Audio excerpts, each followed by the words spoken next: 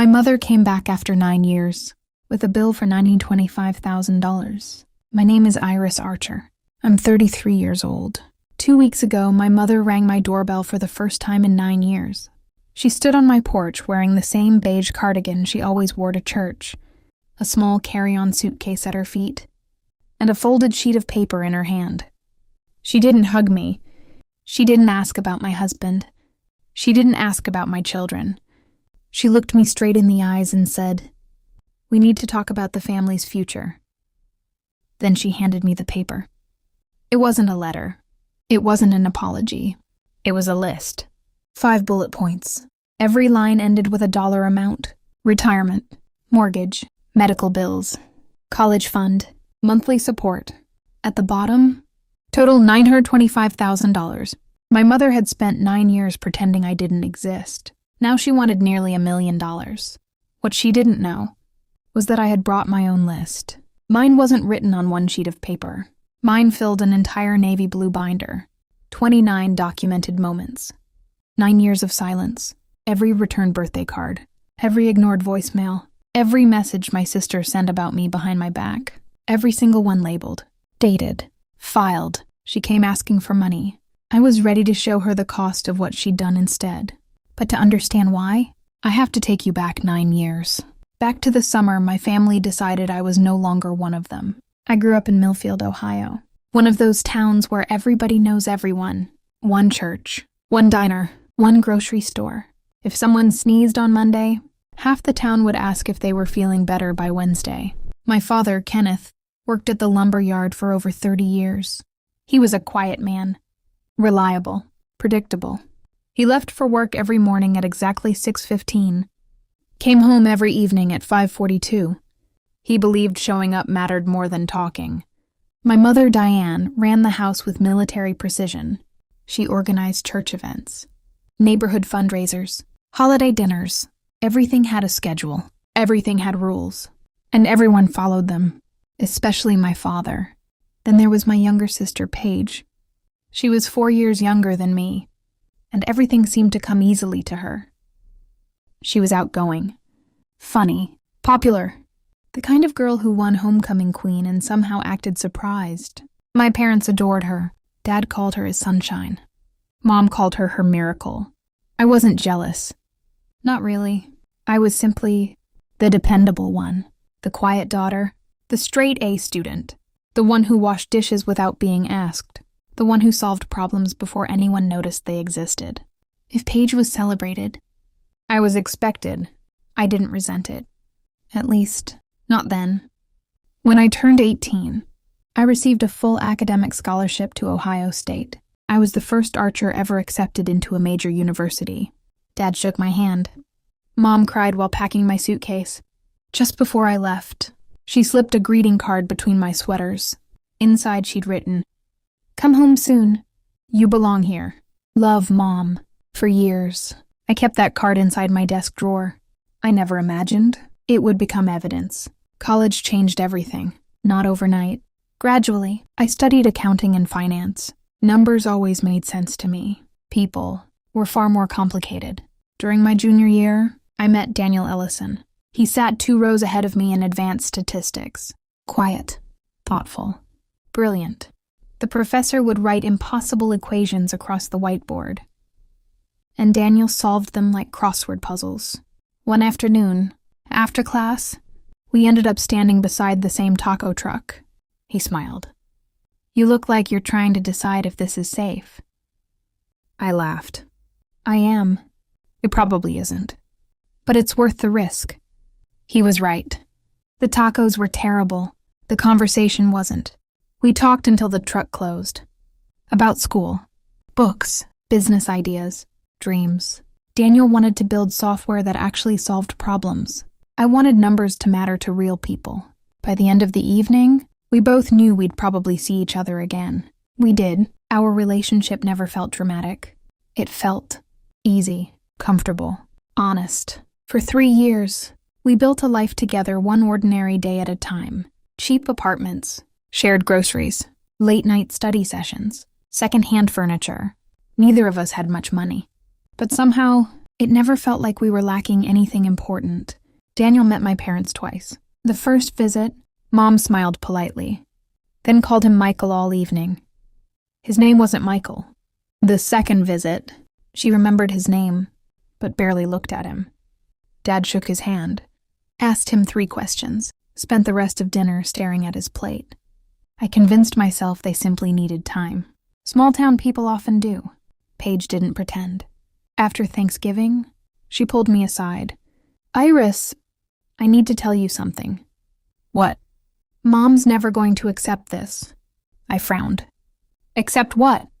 She hesitated, then quietly said, "Daniel, he isn't." She stopped herself, but I already knew what she meant. I just wasn't ready to believe it. 3 months later, Daniel proposed. Not in a restaurant, not at sunset, not with photographers hiding in bushes. We were sitting at our tiny kitchen table eating leftover pasta. He reached across the table, took my hand, and simply said, "I don't want to build a company without you. I don't want to build a life without you either. Will you marry me?" I laughed through tears. Yes. There wasn't even a ring yet, just certainty. That evening, I called my parents. Mom answered. "I have wonderful news." Silence. 7 full seconds. I counted them. "Finally," she asked. "Are you sure you've thought this through? Not congratulations. Not tell me everything. Not when's the wedding. Just, are you sure?" My smile disappeared. Dad picked up the extension. I heard him breathing. He never said a word. 2 days later, an envelope arrived. Cream-colored stationery. My mother's handwriting. 4 paragraphs. The last paragraph changed my life. "If you marry him, you are choosing him over your family. We will not attend the wedding. And if you walk down that aisle, do not expect to walk back through ours. He is not one of us." I read the letter once, then again, then a 3rd time. Daniel found me sitting on the apartment floor, still holding it. He didn't ask what it said. He already knew. He simply sat beside me, wrapped one arm around my shoulders, and stayed there. Sometimes, love isn't what someone says. It's who refuses to leave when everyone else does. 3 weeks later, we got married. A courthouse ceremony. 12 guests, most of them Daniel's friends. My parents never came. My sister never came. No one from my family came. Daniel's mother, Cora, flew in from Cleveland carrying homemade pound cake and a garment bag. Before the ceremony, she adjusted my dress, smiled, then kissed my forehead. "Welcome to the family, sweetheart." 4 words. Simple, sincere, more acceptance than I'd received from my own mother in years. The judge pronounced us husband and wife. We celebrated afterward in a small Thai restaurant. 4 tables pushed together. Too much laughter. Cheap flowers. Wonderful food. My wedding dress had cost $160. Daniel's suit had come from a clearance rack. Neither of us cared, because happiness has never depended on price tags. That night, I mailed one final photograph to Ohio, our wedding picture. On the back I wrote, "We're happy. I hope one day you can be happy for us too."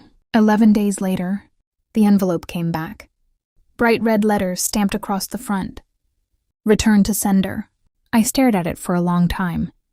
Then, without fully understanding why, I bought a navy blue binder, slipped the returned envelope inside, wrote across the first page in red ink, "Item number 1," and that was the day. I unknowingly began documenting the next 9 years of my life. The day our wedding photo came back, I didn't cry. I thought I would. Instead, I walked into the small office corner of our apartment, opened the brand new navy binder, slid the envelope into the first plastic sleeve, and wrote in red ink, "Item number 1, wedding photo returned unopened." At the time, I wasn't building a case.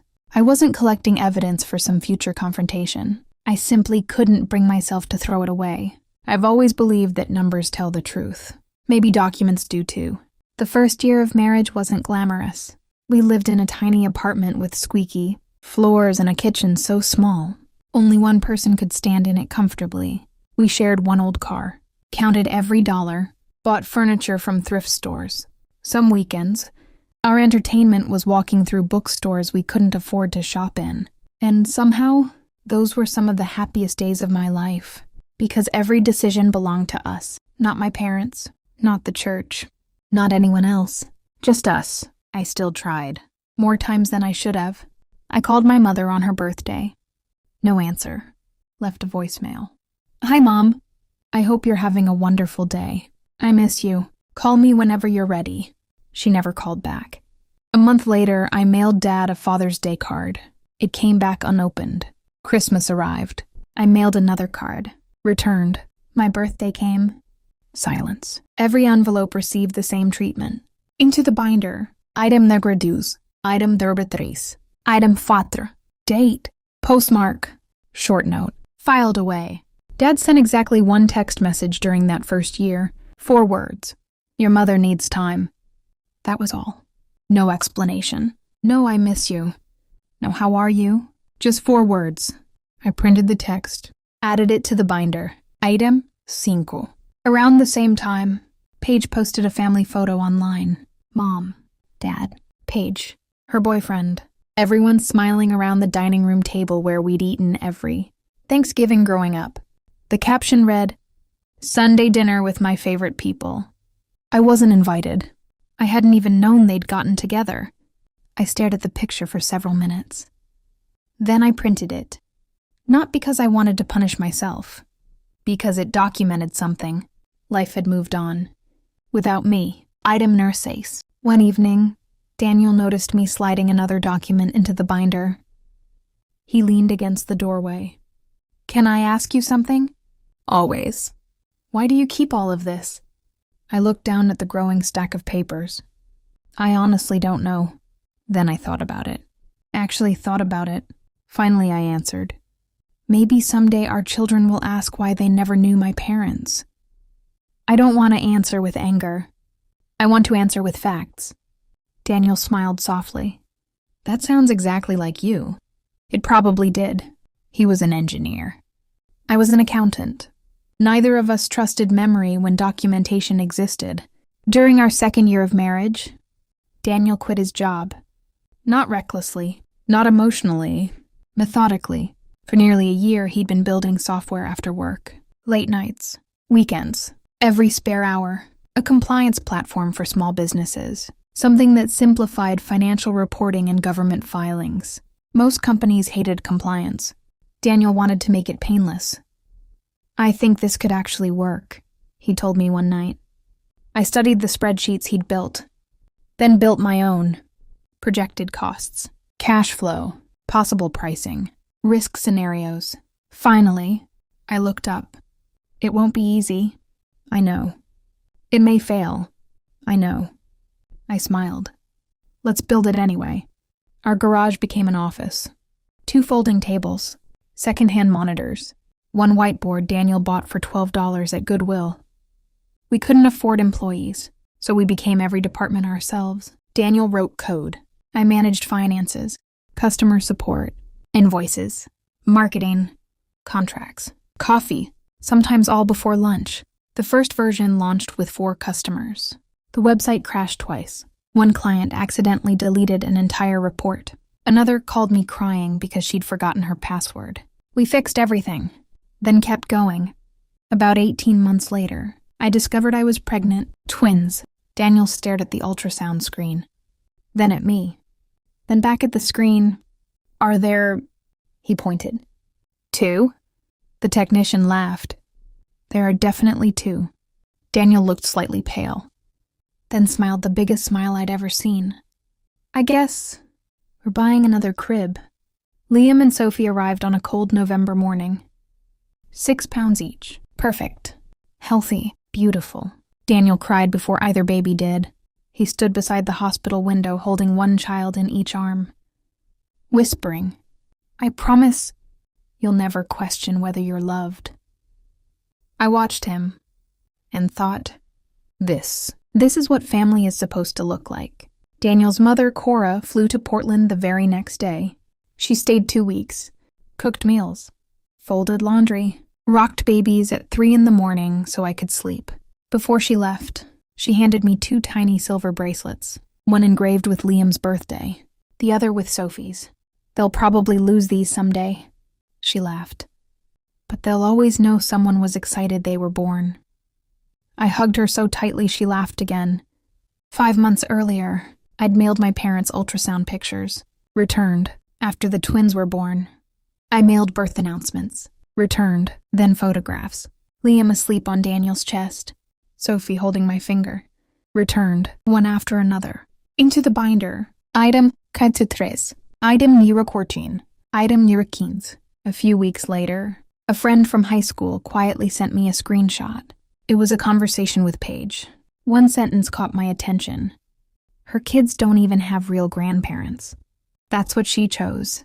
I read it twice, then looked toward the nursery. Cora was humming softly while feeding Liam. Sophie slept peacefully beside her. I smiled. My children absolutely had a grandmother, just not the one who shared my last name. I printed the screenshot, placed it inside the binder. Item 36. By the 4th year, the binder had become surprisingly thick. Not because I obsessed over it. Most days, I forgot it even existed.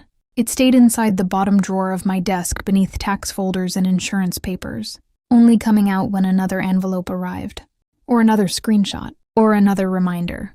Daniel asked me once if I ever thought about throwing it away. I smiled. No. Why? By our 5th year, Compliance Corps no longer felt like a startup. It felt like a real company. We had 20 employees, a proper office in Portland, health insurance, a conference room, a receptionist who knew every client's name before they walked through the door.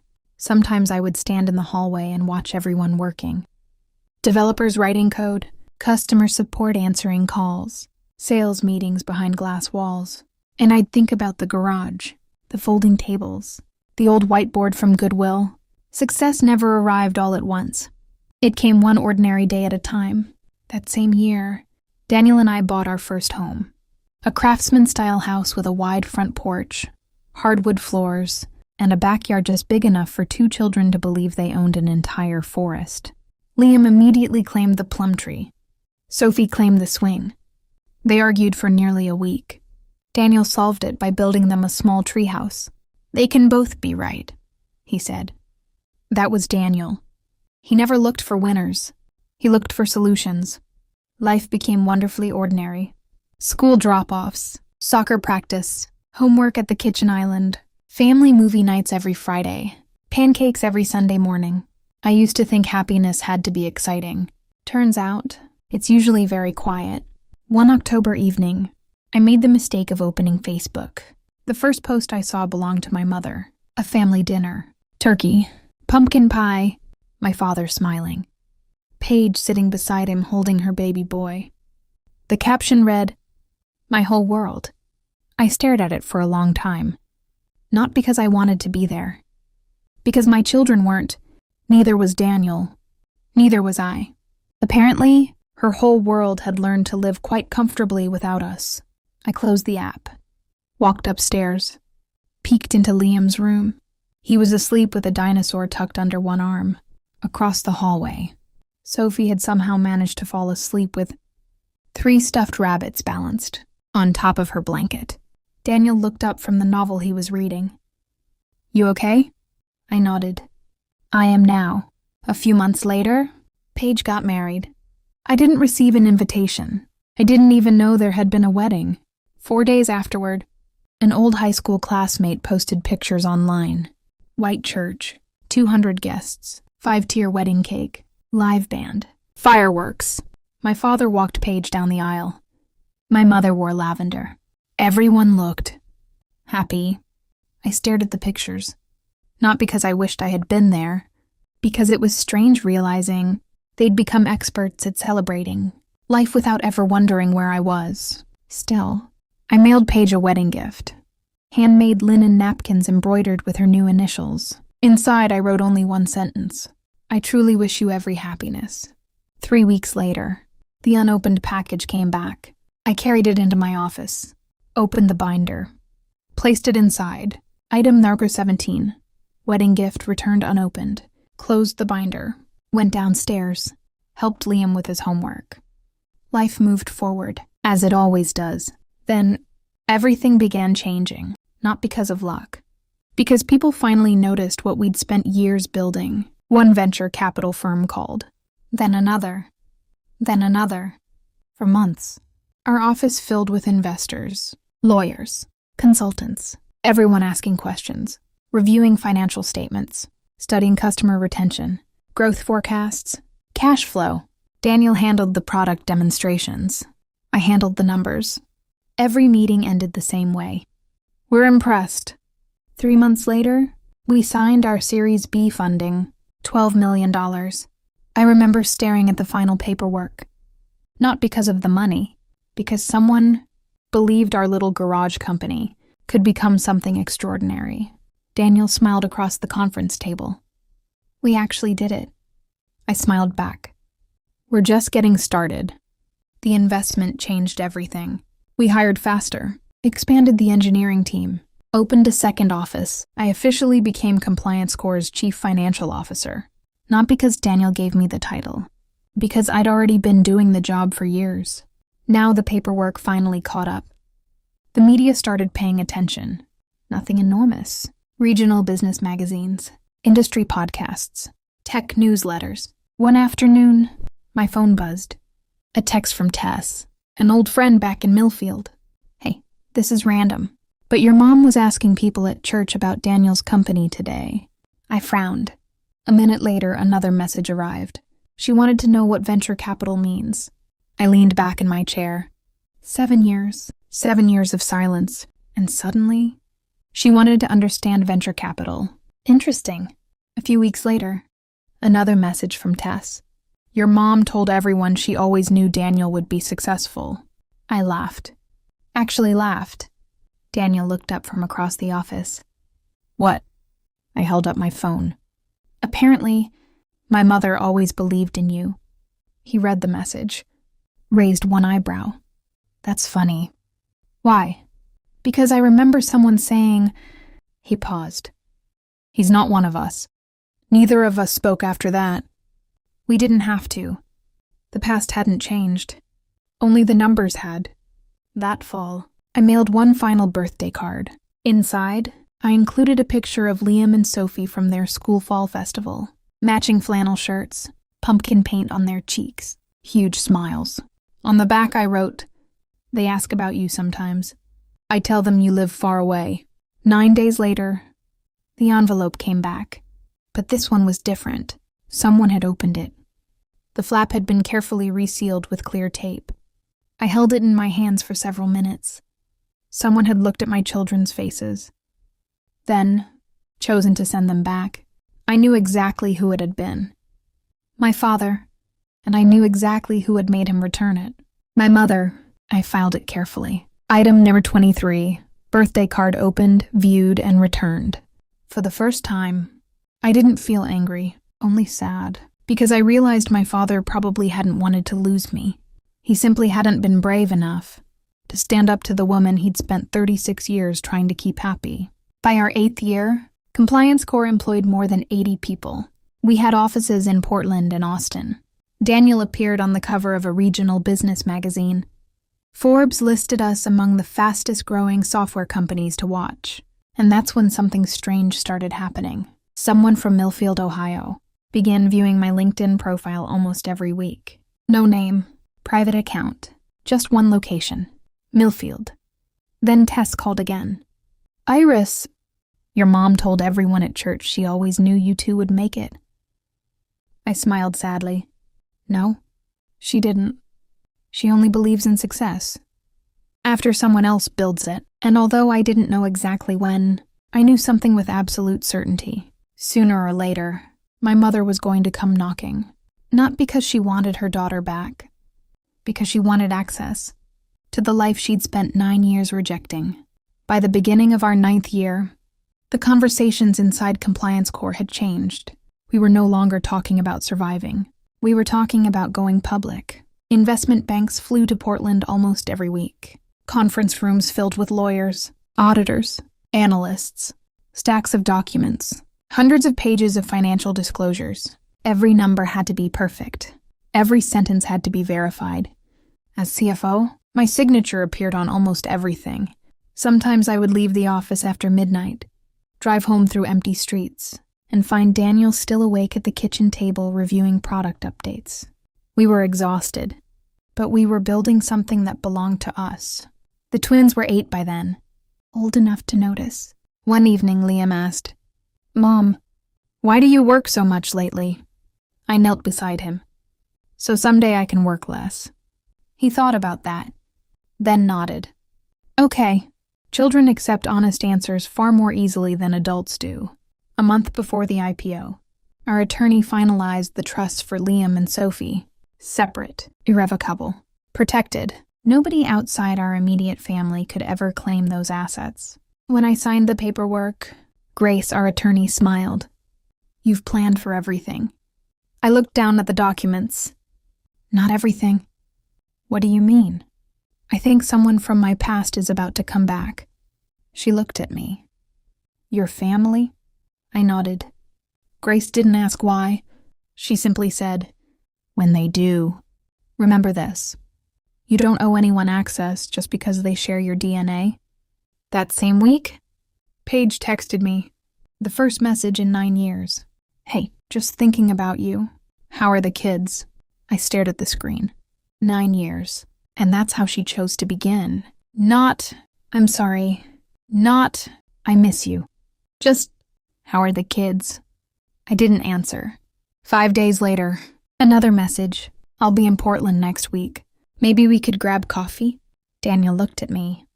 "It's your decision." I thought about it, then replied. 1 hour, public place. We met at a cafe downtown. She hugged me like nothing had happened. Held on just a little too long. "You look amazing." 10 minutes later, she said it again. "You really look amazing." 20 minutes later, a third time. People repeat compliments when they're uncomfortable. Then the questions started. How big was our house? How many employees worked for Compliance Corps now? Did Daniel still run everything? How much had the company grown? Did we have investors? How often did we travel? Were the twins in private school? How expensive was Portland these days? I counted. 32 questions. Not one of them was, "I'm sorry."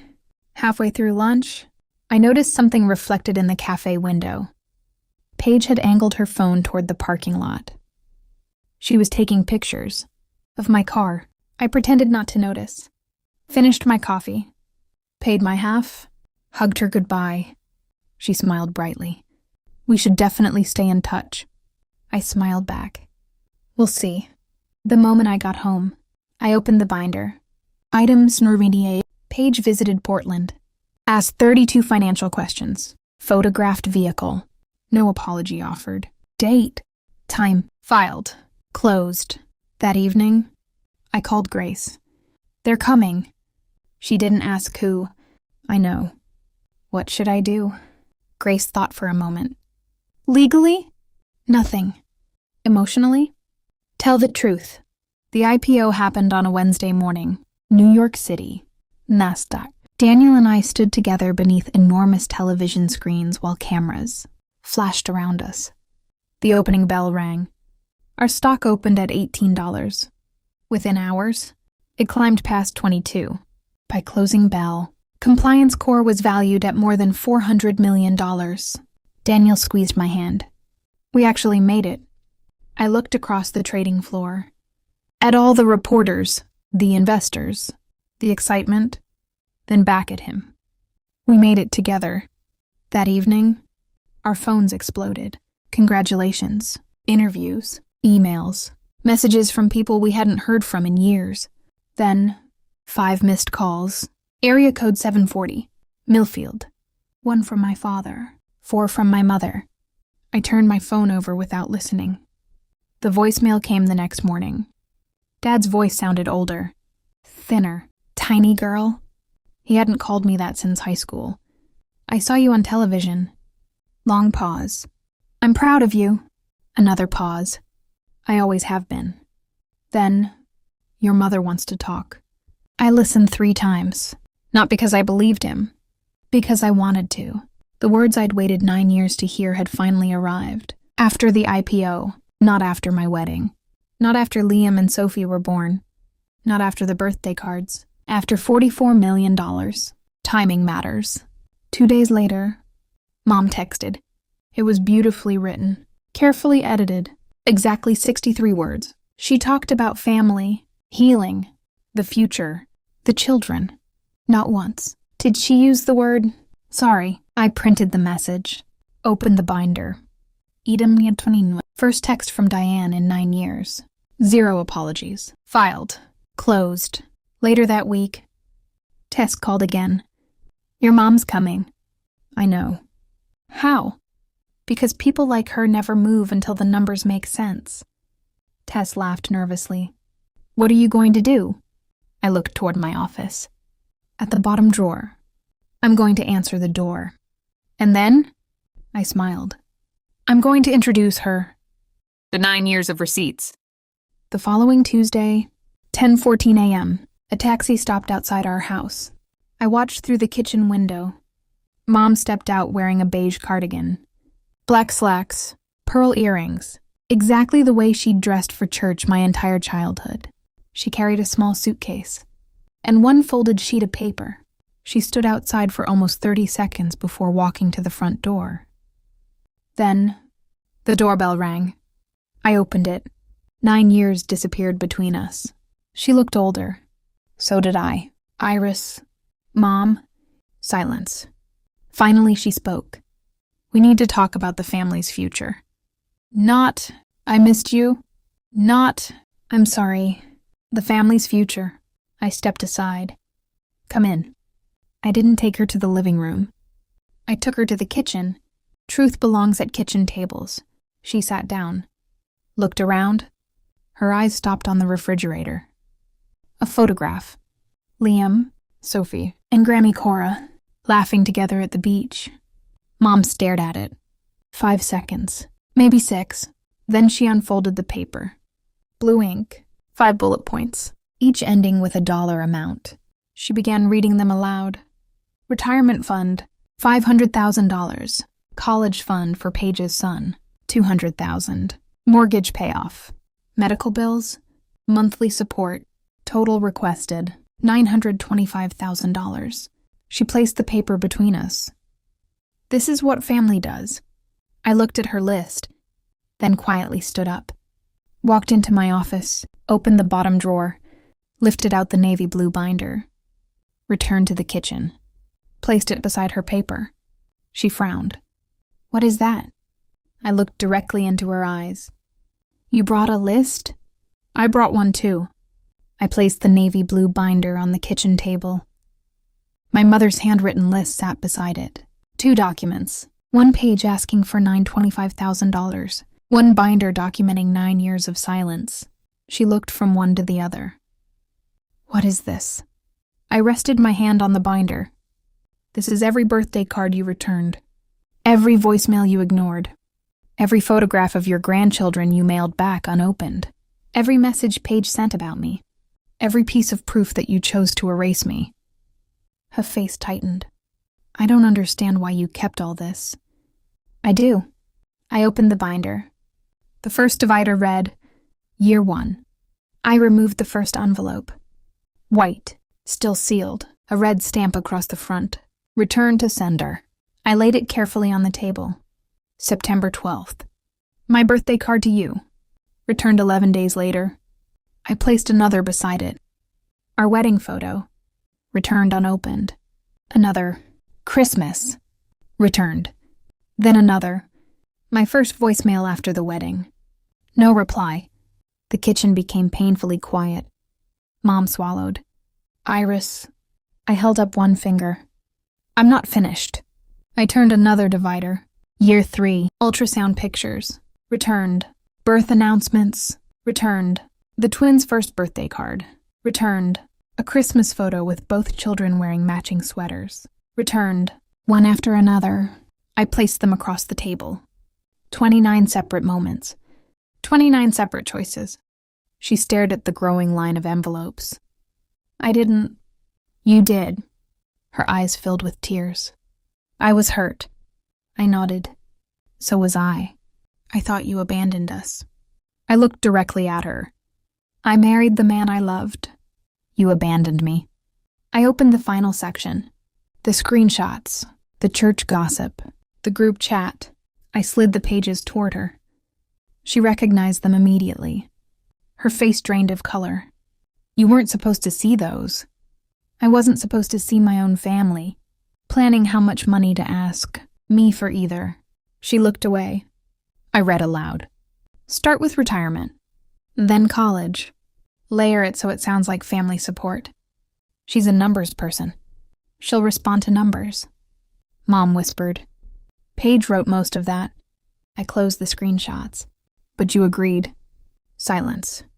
Then I reached for the envelope that mattered most. Item 23. The birthday card that had been opened and resealed. I held it up. You opened this. She nodded slowly. I wanted to see them. The twins. I looked at their picture. My voice stayed calm. Then why did you send it back? She closed her eyes. Because if I kept it, I would have had to admit I was wrong. The room went completely still.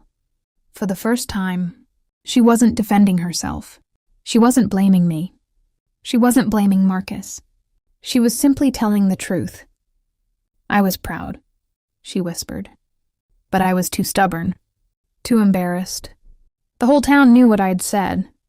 If I admitted I was wrong, I didn't know how to come back. I felt something inside me soften. Not enough to erase 9 years, but enough to understand. Pride had cost her everything. Just then, the garage door opened. Daniel walked inside carrying his laptop bag. He stopped when he saw Mom, then looked at me. The binder, the envelopes. Without asking a single question, he walked over, placed one hand gently on my shoulder, and sat beside me. That was Daniel. He never tried to rescue me. He simply stood beside me while I rescued myself. Mom watched him quietly. The man she had rejected had become the man who never left. I looked back at her. You came here asking for almost $1 million. She nodded. But you never came when we had nothing. When we lived in a tiny apartment. When the twins were born. When Daniel worked from our garage. When I cried myself to sleep wondering why my parents hated me. She lowered her head. I know. No. You understand now. Those are different things. I slid her list back across the table. I won't give you this money. Her eyes lifted. Not because I can't. Because if I do, you'll tell yourself these last 9 years didn't matter. And they did. They mattered to me. They mattered to my husband. They mattered to my children. Tears rolled down her face. What do I do now? I answered honestly. You apologize. Not to me first. To Daniel. Then to Liam and Sophie. And you don't ask them to forgive you. You earn the chance. She looked toward the family photos on the refrigerator. Every holiday, every birthday, every memory. 9 years. Without her. I missed everything. Yes, you did. She slowly folded her list, placed it back into her purse, picked up her suitcase, walked toward the front door. Halfway there, she stopped. Without turning around, she said quietly, I really did love you. I answered just as quietly, I know, but love without courage isn't enough. She nodded once, opened the door, and left. For 2 weeks, nothing happened. No calls, no texts, no letters. Life returned to normal. Daniel went back to work. The twins went to school. The binder returned to the bottom drawer. I hoped it would stay there forever. Then Dad called. His voice sounded older than I remembered. I should have opened that door. I should have called. I should have met my grandchildren years ago. I was afraid of your mother. I let that fear become more important than my daughter. He stopped speaking. I am sorry. There it was. Not perfect, not polished, but real. I believed him. Not completely. Trust isn't rebuilt in a phone call. But regret, real regret, has a different sound. I said, we'll start slowly. Video calls. No visits yet. No expectations. You earn this one conversation at a time. He cried. I will. Paige sent exactly one message. You could have just helped. I read it, deleted it. Some conversations are already over. Mom never wrote again. Never called. Maybe one day she will. Maybe she won't. That choice belongs to her now. Mine was already made. A year later, Liam had a school project. He interviewed family members. When he reached the page titled, Grandparents, he smiled. I have one grandma, Grammy Cora. And Grandpa Ken. I noticed he didn't say Grandma Diane, not because I told him not to. Because relationships aren't built by biology. They're built by showing up. Dad eventually met the twins. Slowly, patiently. No gifts, no grand gestures. Just afternoons at the park. Baseball games, homework, stories. One small promise kept after another. Trust returned. Inch by inch. Mom never came. Not once. Sometimes consequences last longer than regret. The binder still exists. 29 items. 9 years. I haven't opened it in a long time. I don't need to. Its purpose was never revenge. Its purpose was truth. Truth preserved my memory until I was strong enough not to need proof anymore. Today, Compliance Corps employs hundreds of people. Daniel still writes code every week. I still review every quarterly report. Liam wants to become an engineer.